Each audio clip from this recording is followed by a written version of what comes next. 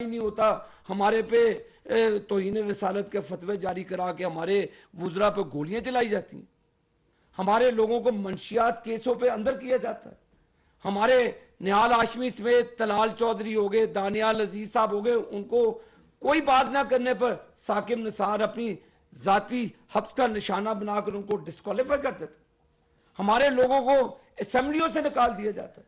जवेद लतीफ साहब से लेकर राणा सनाउल्लाह सब के ऊपर झूठी FIR काटी जाती है। तो ये मरासियों की तरह आके कहते हैं उस वक्त कि जी ठीक हो गया।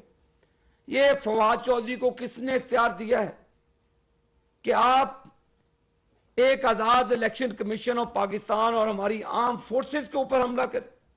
कहते जी कि टेलीफोन आया। टेलीफोन आपके बाप का आया था इनको? उन्होंने एक आईनी तरीके से जो आपने 6 नाम भेजे उनमें से एक मुंतखब करके इलेक्शन कमीशन ऑफ, हमने कहा था कि आप परवेज इलाही से इस्तीफा दें? क्या मैंने कहा था परवेज इलाही से तारड़ साहब ने, जहां हमने आप में से किसी ने गन पॉइंट पर उनसे इस्तीफा मांगा, आप इस्तीफा देते हैं। फिर जो आइन और कानून पाकिस्तान है उस पर अमल दरामद होगा। ये कोई बनी गाला की जागीर नहीं है जिसको NOC देगा साकिब निसार। ये पाकिस्तान का आइन है, पाकिस्तान के रियासती अदारे हैं, ये 22-23 करोड़ अवाम का मुल्क है। ये फवाद जैसे गधे लोगों का मुल्क नहीं है। वो मुझे हंसी आती है। एक तरफ तो आप इदारों को ललकारते हैं, फिर आप कहते हैं कि जी मेडिकल करा दें। डॉक्टर भी कहते हैं मेडिकल कराएगा, इसके अंदर से गांधी निकलना। वो गंदी रिपोर्ट वो डॉक्टरों ने ली नहीं, जाए मोटरवे पे जाए आप। यार आप क्या करते हो? पहले वो शहबाज गिल था, उसका वो सेल ठीक किया, अब फवाद की बारी आ गई है। ये ललकारते हैं, परफॉर्मेंस इनकी जीरो, मुल्क का सत्यानाश किया। मैं PTI समेत तमाम जो वो लोग जो ये समझते हैं कि वो अपनी सियासी और जाती अना की भेंट चढ़ाएंगे मुल्क को और रियासत पाकिस्तान को, अब उनकी जेलों में जाने की बारी। कानून सख्ती से अमल पैरा होगा इसके ऊपर। फवाद चौधरी जैसे जितने भी गंदे अंडे हैं जो रियासत पाकिस्तान पर मुसल्लह तरीके से जत्थे की सूरत में हमलावर होंगे, उनकी इबरतनाक जगह जेल होगी। ये कानून पाकिस्तान का अमल में आएगा। ये नहीं है कि आपकी पंजाब में हुकूमत है, आप जिसको मर्जी गालियां देते रहे। आपकी मर्जी के अदारे में कमीशन लगा दें तो ठीक है। आपकी मर्जी का चीफ मिनिस्टर था भाई, जिसको आप डाकू कहते थे पंजाब का सबसे बड़ा, जिसको आप चोर कहते थे सबसे बड़ा, वो आपकी मर्जी का मंशा का चीफ मिनिस्टर था। KP में तो आपको कोई हलाम नहीं हुआ, KP में भी तो फैसला हुआ, वहां पे तुम क्यों नहीं बोलते? पंजाब में तुमने परवेज इलाही को ज़िबा किया, हमने नहीं किया। तुमने अपनी हुकूमत छोड़ी, हमने नहीं छुड़वाई तुमसे हुकूमत। लिहाजा फवाद चौधरी को बिल्कुल पाकिस्तान की दफात के मुताबिक, कानून के मुताबिक इसके ऊपर अमल होगा। यह कोई सियासी केस नहीं है। यह मैं पाकिस्तान की कौम को बताना चाहता हूं, यह कोई सियासी केस नहीं है। अगर आपने रियासत पाकिस्तान को चैलेंज किया कल खड़े होकर कि जी इनके बच्चों को भी हम उठाएंगे, इनके बच्चों को भी उठा के ले, अगर यही रियासत चलानी है कि आप जो रियासत के सरबराह हैं, अदारों के सरबराह हैं, आप उनको गालियां दें, आप अपनी मर्जी का फैसला है तो ठीक है, नहीं तो अदालतों को भी गालियां दे दें, तो ये अब नहीं होगा भाई। ये चीजें अब नहीं चलेंगी। फवाद चौधरी, तुम्हारी अब किस्मत में जलालत है। आइन और कानून के मुताबिक तुमसे डील किया जाएगा। इसमें किसी किस्म की सियासी और जाती रंजिश नहीं है। सरीहन कानूनी मामला है और कानूनी तरीके से इस पर अमल दरामद होगा। अता तारड़ साहब से मैं कहूंगा वो बात। बहुत शुक्रिया जी। बिस्मिल्लाहिर्रहमानिर्रहीम। कल रात इस्लामाबाद पुलिस को सेक्रेटरी इलेक्शन कमीशन की तरफ से एक दरख्वास्त मौसूल हुई जिसमें ये लिखा गया कि फवाद चौधरी साहब ने ना सिर्फ इलेक्शन कमीशन के हवाले से तज़हीक आमेज गुफ्तगू की है, बल्कि ये कहा है कि इलेक्शन कमीशन के जो चीफ हैं, जो मेंबरान हैं, जो अफसरान हैं, उनके खानदानों से हिसाब लेंगे। यह इतना संगीन जुर्म है। पाकिस्तान के कानून के मुताबिक, पीपीसी के मुताबिक, यह कोई आम बात नहीं है कि आप एक आईनी इदारा जिसकी आईनी हैसियत है, जिसका सरबराह आईनी तौर पे लगाया गया है, मुशावरत के साथ लगाया गया है, और इन्हीं की मुशावरत के साथ फवाद चौधरी साहब उस मुशावरती अमल का हिस्सा थे जिसके तहत चीफ इलेक्शन कमिश्नर की तैनाती। प्रॉब्लम एक है कि इनकी आदतें बिगड़ी हुई हैं। अपने दौर में तो बेगुनाह लोगों को जेल में डालते थे, जिस तरह मैं देख रहा था आज भाई लाहौर की मकामी अदालत ने ट्रांजिट रिमांड दिया है। इस्लामाबाद का पर्चा, इस्लामाबाद में जिस्मानी रिमांड की सदा की जाएगी। मैं लाहौर हाईकोर्ट के भी जज साहब से इल्तजा करूंगा कि निहाल हाशमी साहब ने इसी तरह की बात की थी जिस तरह की फवाद चौधरी साहब ने की है, और कहा था कि हम उनके खानदानों पे जमीन तंग कर देंगे। उसकी सजा भुगती थी 6 माह कैद। अपनी सेनेट की सीट से हाथ धोना पड़ा था, 6 माह कैद भुगतनी पड़ी थी। इंसाफ का मयार दोहरा नहीं हो सकता। अगर निहाल हाशमी के लिए यह सजा थी तो अभी फवाद चौधरी पे सिर्फ पर्चा दर्ज हुआ है और आप टीवी लगाएं तो लगता है कि पाकिस्तान के अंदर क्यामत आ गई है। एक आम सा पर्चा है। अगर यह किसी आम आदमी ने किया होता, यही बात किसी आम आदमी ने की होती, शाम से पहले जिस्मानी रिमांड की सदा मंजूर होके 7 रोजा जिस्मानी रिमांड पे पुलिस के हवाले हो गया होता। मगर यह इदारों को डराने धमकाने का और डरा धमका के धौंस धांधली करके प्रेशर डाल के अपनी मर्जी के फैसले लेने का जो रिवाज है, इसकी कोई बासपुरस तो होगी। यह सिलसिला कहीं तो रुकेगा। ये जरा क्लिप चलाएं ना, देखें तो सही कि इस शख्स ने बात क्या की है एक आईनी इदारे के बारे में। चलाएं, जरा क्लिप चलाएं प्लीज। इसके बावजूद अगर वो यहाँ पे तैनात रहे या तैनात किए गए तो हम इलेक्शन कमीशन और उनके मेंबरान को, उनके खानदानों को और ये जो लोग हैं इनको वार्न करते हैं कि अगर हमारे साथ ज्यादतियों का सिलसिला हुआ, ये ज्यादतियों का सिलसिला आपको वापस पे करना पड़ेगा। ये बात वाज़े तौर पे अपने पास लिख ले। हमने बड़ा सब्र किया है, हमने बड़ी एहतियात की है, लेकिन ये मामला चलने का नहीं है। अगला क्लिप भी जो अदरिया के बारे में ये क्या फरमाते हैं और माजी में ये क्या बयान देते रहे हैं, जिसका सेक्रेटेरिएट बंद था, सेक्रेटेरिएट से नोटिफिकेशन आता है और इलेक्शन कमीशन की हैसियत सिर्फ एक मुंशी की हो गई है। आज पाकिस्तान का हाल देखने क्या है। जवाल ये पाकिस्तान के अंदर एक ऐसा जाल बिछा के गया था, इसको पता था कि जगह जगह पर इसने प्लांट लगाए हुए बम के। टिरियन जेड वाइट का जो इन्होंने कंसीलमेंट की है, फॉरेन फंडिंग का केस चल रहा है। अदलिया को कह रहे हैं आपका बाप भी डिस्क्वालीफाई नहीं कर सकता। गुजारिश ये है, एक ड्यू प्रोसेस ऑफ लॉ है, कानून और आइन का एक तरीकेकार है। अगर ये वीवीआईपी सर्विस मिलेगी चंद लोगों को कि एक तरफ एक मुंतखब वजीर आजम को बेटे से तनख्वाह ना लेने पे निकाला जाएगा और दूसरा जो वजीर आजम है वो बेटी छुपाए, कंसीलमेंट करे। इस्लामाबाद हाईकोर्ट में केस चल रहा है, मेंटेनेबिलिटी आर्ग्यू हो रही है कि ये केस मेंटेनेबल नहीं, हमने इसको आर्ग्यू करना है। ये नहीं होगा। अगर आपने एक मुंतखब वजीर आजम को बेटे से तनख्वाह ना लेने पे घर भेजा है तो दूसरे को बेटी छुपाने पे घर भेजना होगा। ये आइन के साथ खिलवाड़ नहीं चलेगा। और मैं बहुत अदब से ये गुजारिश करना चाहता हूं कि इसमें 124A लगी है, 506B लगी है, तो अदालत में आके डिफेंड करे ना जी। ये लोकल अदालत का काम है।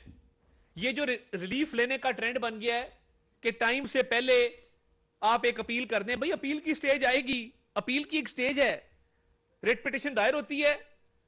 और ये तासुर बन गया है, लोग ये बात कर रहे हैं। मैं हद अदब में रह के ये बात करना चाहता हूं कि किसी के खानदान को थ्रेट करना और कहना कि आपको पे करना पड़ेगा, आपसे हिसाब लेंगे। मुझे बता दें, एक ताकतवर आदमी फवाद चौधरी, कोई कमजोर आदमी तो नहीं है, साबिक वजीर है, तो ये इसको किसने इजाजत दी कि ये लोगों के खानदानों को थ्रेट करे और उसके लीगल कॉन्सिक्वेंसेस से मुबारा हो जाए, उसके नतायज इसको ना भुगतने पड़े?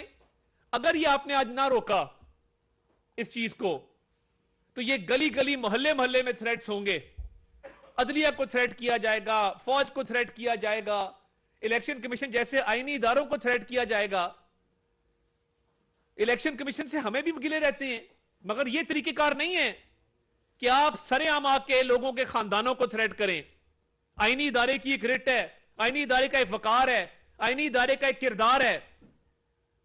आपके पास मशावरती अमल के लिए टाइम था। आपको अगर मोहसिन नकवी साहब की अपॉइंटमेंट पे इतना गबो गुस्सा है तो हुकूमत तो आपने खुद खत्म की है मेरे भाई। आपकी हुकूमत कोई खत्म तो नहीं कर रहा था। उसके बाद मशावरती अमल है, पार्लिमानी कमेटी में मशावरत कर लेते, लीडर ऑफ अपोजिशन से मशावरत कर लेते। मशावरती अमल का हिस्सा नहीं बने तो उसके बाद उसी तरह मोहसिन नकवी साहब अपॉइंट हुए, जिस तरह 2018 में आपका दिया हुआ एक नाम हसन अस्करी साहब अपॉइंट हुए थे। हमने तो इलेक्शन कमीशन को थ्रेट नहीं किया था। हमने तो इलेक्शन कमीशन के मेंबरान को, उनकी फैमिलीज के बारे में यह बात नहीं की थी। फवाद चौधरी ने एक जुर्म किया है, एक गैर कानूनी हरकत की है, कानून के मुताबिक पर्चा दिया गया है, कानून के मुताबिक अदालत में पेश किया जाएगा। यह फोरम शॉपिंग का भी ट्रेंड खत्म। लोग मुझे वकला फोन करके कह रहे हैं कि फोरम शॉपिंग हो रही है। यह बात नहीं होनी चाहिए हमारे माशरे में कि आप एक पर्चा हो, आप पर्चा भी दर्ज हो तो आप दूसरी जगह से जाकर रिलीफ ले लें। हमारे वजीराबाद के केस में एक लड़का, वो गरीब है, सिर्फ उसका यह कसूर है। हम हाईकोर्ट गए थे लाहौर, क्या हुआ, जज साहब ने 1 महीने का टाइम दे दिया। वो एहसन वल्द नजीर 2 महीने बगैर गिरफ्तारी के उसको रखा, क्योंकि वो गरीब आदमी है, लोअर मिडिल क्लास का आदमी है। वो थ्रेट नहीं करता इदारों को आके, वो गालम गलोच नहीं करता, तो सब जायज है। 2 महीने उसको हफ्से भेजा में रखा गया। अब गिरफ्तारी डाली है हफ्ता पहले। तब तो किसी ने नोटिस नहीं लिया था। तब तो नहीं कहा था कि आईजी इस्लामाबाद पेश हो, आईजी पंजाब पेश हो। तो अब कौन सी क्यामत आ गई है कि दोनों आईजी को तलब कर लिया गया। लोग ये बात कर रहे हैं और ये आम तासुर है। और ये माजी को मत भूलें, 2-2 साल बेल के हमारे दरखास्तें पड़ी रहती थी, कुछ सुनने को तैयार नहीं था। बेल की एप्लीकेशन लगती नहीं थी। और इधर ये रैपिड सर्विस है कि शाम को पर्चा हो रहा है और दोपहर को पूरी दुनिया हिल गई है। फवाद चौधरी ने जिस आईनी इदारे के सरबराह को थ्रेट किया है, उसके मेंबर्स को थ्रेट किया है, उनके खानदानों को थ्रेट किया है, इसकी गैर मशरूत माफी मांगनी होगी।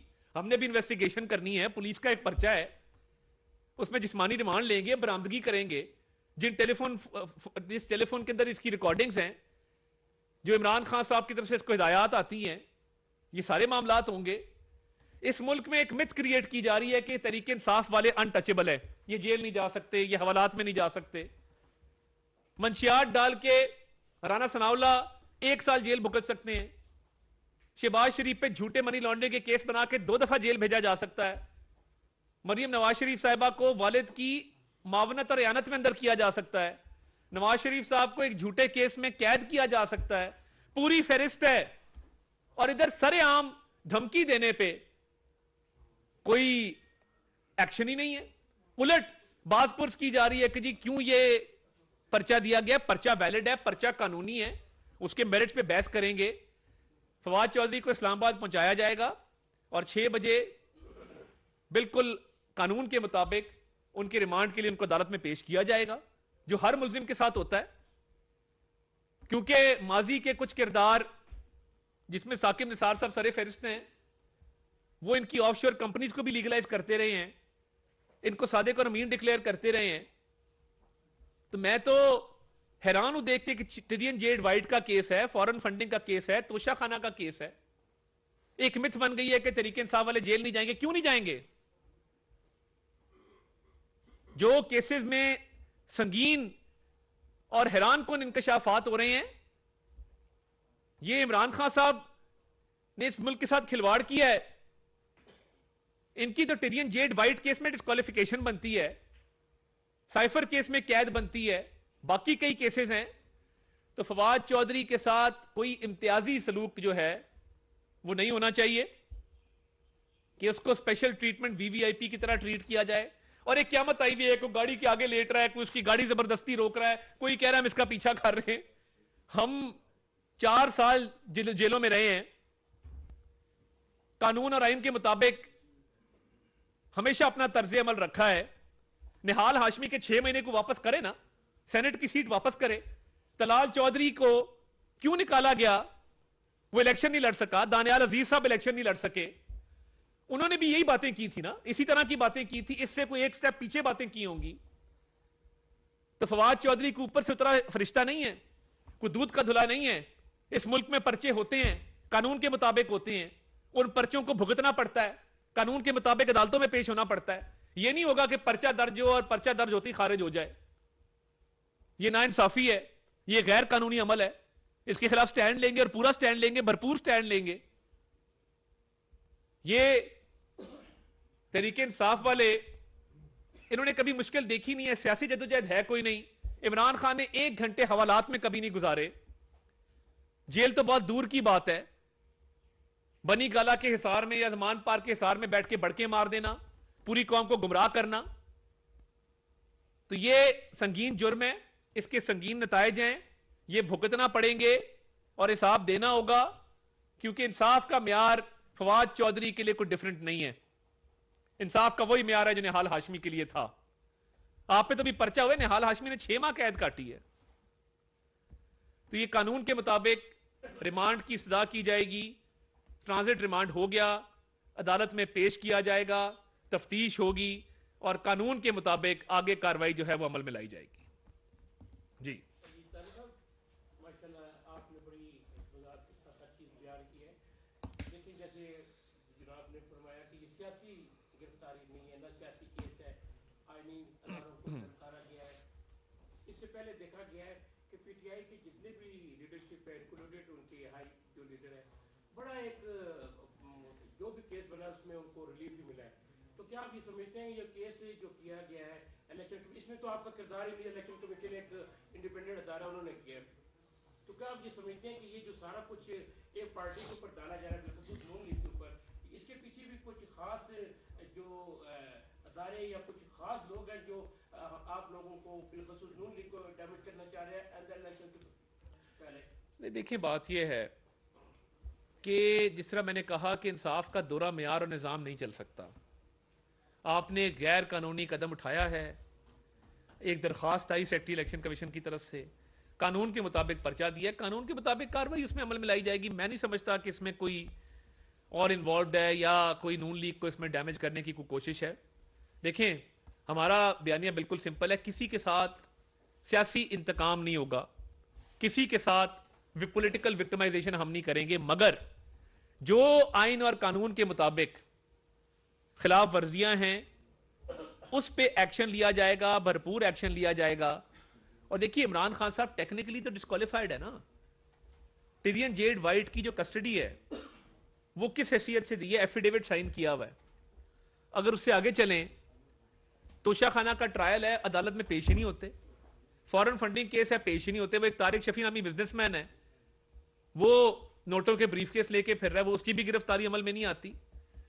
तो ये जो फोरम शॉपिंग की मैं बात कर रहा हूं ना, डैमेज इससे हो रहा है कि आप गैर कानूनी हरकत करें और एक दामाद साहब हैं जो पीटीआई के वजीर थे, उनको जाके दरखास्त करें, और वो दामाद साहब, लोग दावा करते हैं, लोग ये बात करते हैं, वकला ये बात करते हैं, बार रूम में ये गॉसिप होती है कि वो सरेआम पीटीआई में बैठ के बात करते हैं कि जी बताएं, मैं आपका केस लगवाता हूं, मैं आपके केस का फैसला कराता हूं। साइफर का केस है, जस्टिस असजद जावेद गुराल ने 24 फरवरी की डेट चेंबर में डाल दी। उनके पास केस जाता है, वकील को भी नहीं सुनते। तो बात यह है कि अगर इस तरह करेंगे और केसेस जो जिनमें गैर कानूनी इक़दामात वाज़े हैं उसमें बगैर सुने, बगैर मौका दिए रिलीफ देंगे, तो फिर ठीक है। फिर जो रोज बेचारे दरखास्त गुजार अदालतों में खड़े होते हैं, फिर असलम और बूटे का क्या कसूर है? वो बेचारे क्योंकि गरीब हैं, मैंने आपको वज़ीराबाद की एग्जांपल दी, वो 2 भाई हैं, बेवा मां को लेके मैं कोर्ट भी गया था, 2-2 महीने कोई उनकी सुनवाई नहीं हुई क्योंकि वो गरीब थे। ये फवाद चौधरी है तो ठीक है, ये मनमानी करे, ये बदमाश है।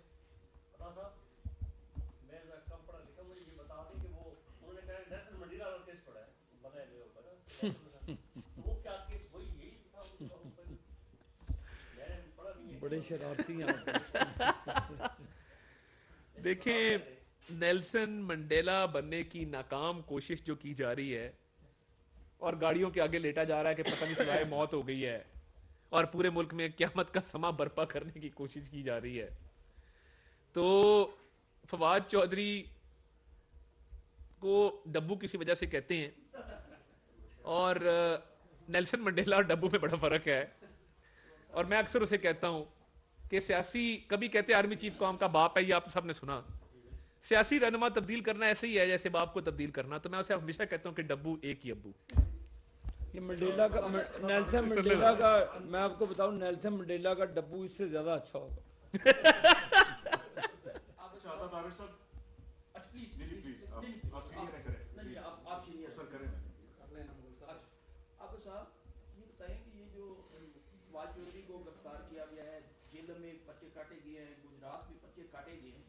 इसको हम लोग समझ सकते हैं कि सियासतदानों का ये तारीख आप लोगों ने चला दी है, जेल भरो तारीख तो नहीं शुरू कर दी है। नंबर 2 कि यही आज की गिरफ्तारी जो है इंडिया टीवी ने बड़ी उछाली है, इसमें भी हमारे मुल्क का क्या?